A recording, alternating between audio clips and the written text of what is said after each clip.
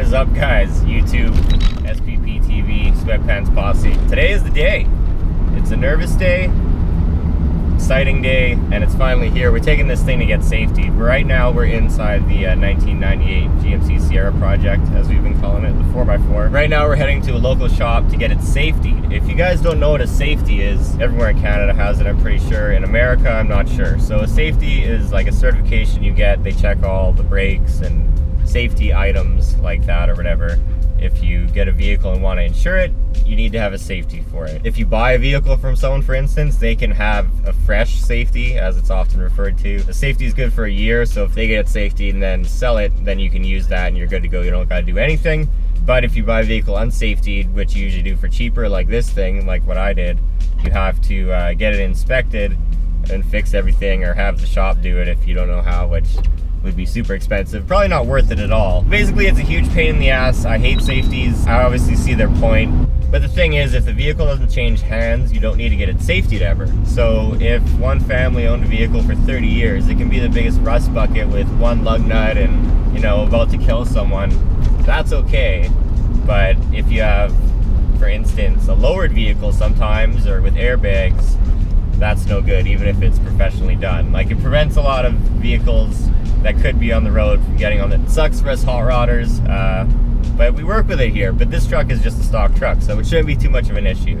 There's tons of video of this truck in previous videos on the channel if you want to go check it out. It's been a very long process. Not for any one particular reason. At times it was time, other times it was money, other times there's a place to work on it, and it being winter here. Slowly but surely, I got through a whole long list of things I had to do to this truck. I'll post the list now.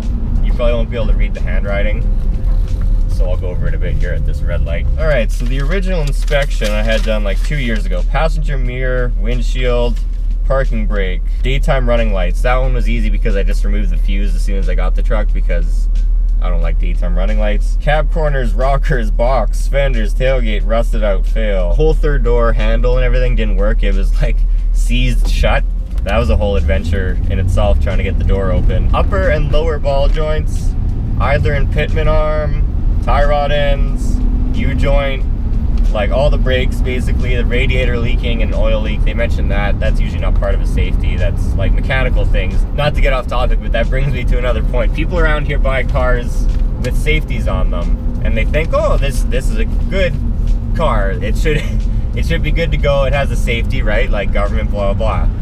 But the thing is, the safety only covers safety items. Like the engine could be about to explode, or the transmission could be slipping super badly, and that's still gonna pass the safety as far as I know in most cases. Unless the shop wants it, like, but no, it would. By the book, that would pass the safety. So a lot of people kind of get screwed by that. But anyways, this thing needed tons of stuff. It's all been done. Some of it's been in videos on the channel, some of it hasn't because it's just kind of boring, whatever stuff.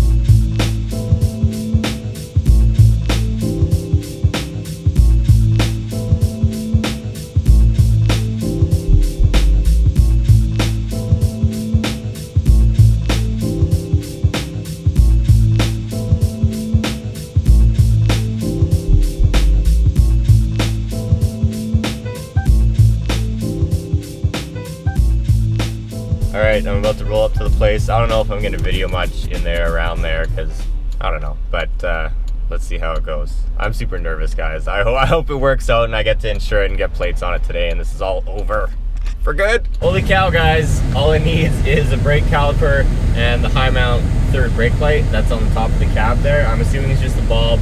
Even if I have to run new wires and wire in a switch to that light, I don't even care. That's fine. Yeah, I'm just super excited that this thing is gonna be on the road finally with plates tomorrow.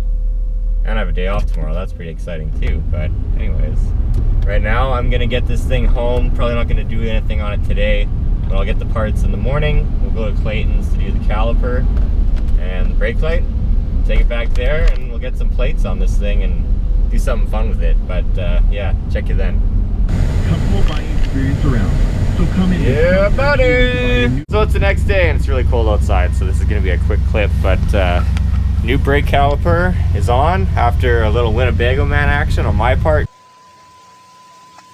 Fuck! Because the brake hose was leaking a bunch. It might have been because I didn't have it bolted on here yet and I couldn't really tighten it. I thought I tightened the shit out of it. I ended up putting 2 crush washers in between the caliper and the hose. So hopefully I don't die at one point, and Rob's here. Whatever works, yeah. He helped me bleed it. Yeah, it's cold. Yeah, Rob wants to go. Oh, and check the brake fluid, I guess, before you drive. Yeah, we're gonna check that. It should be fine, but... The third brake light also did that. Yeah. Cool. What? Just Rob looks so cold, it's kind of funny that he just wants to go so badly, but the clip's still going. Yeah.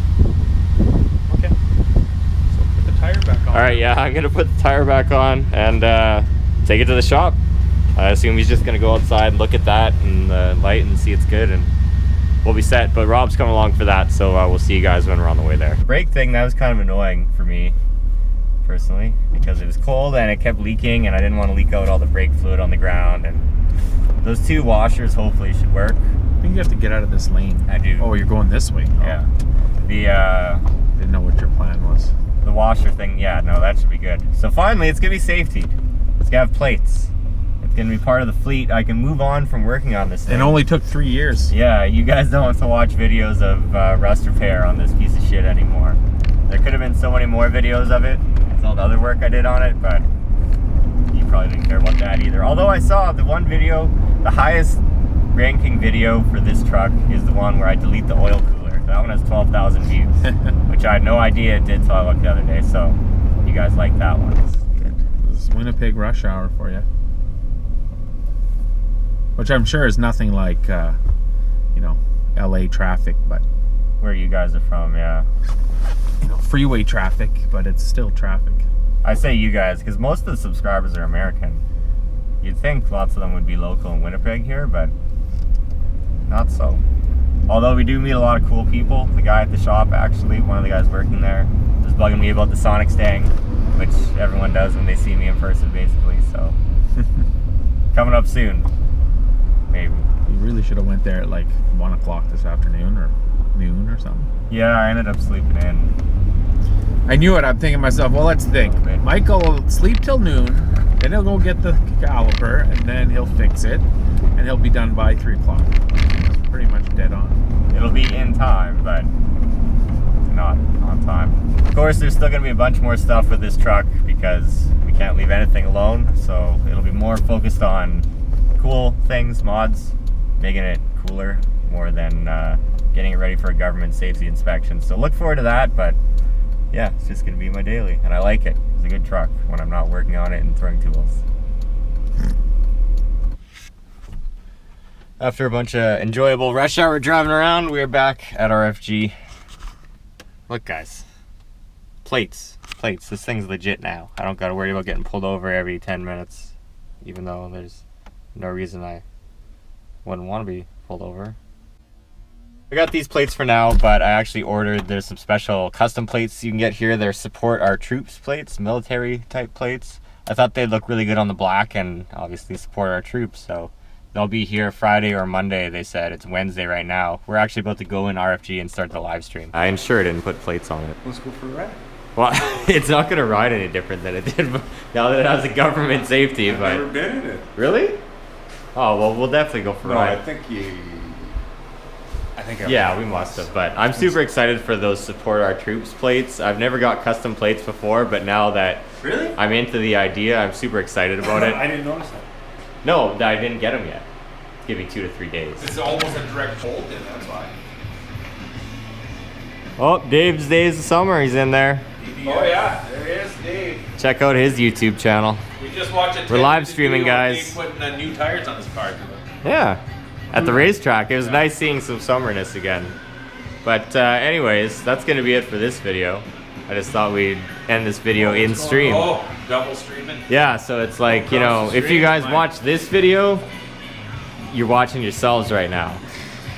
It's crazy like that. But anyways, like, comment, subscribe as always, and the Sierra is safety ready to go. I'll post pictures of those plates on Instagram if you're curious to see them, because they're gonna look pretty good. I'm pretty excited. And yeah, we'll check you later.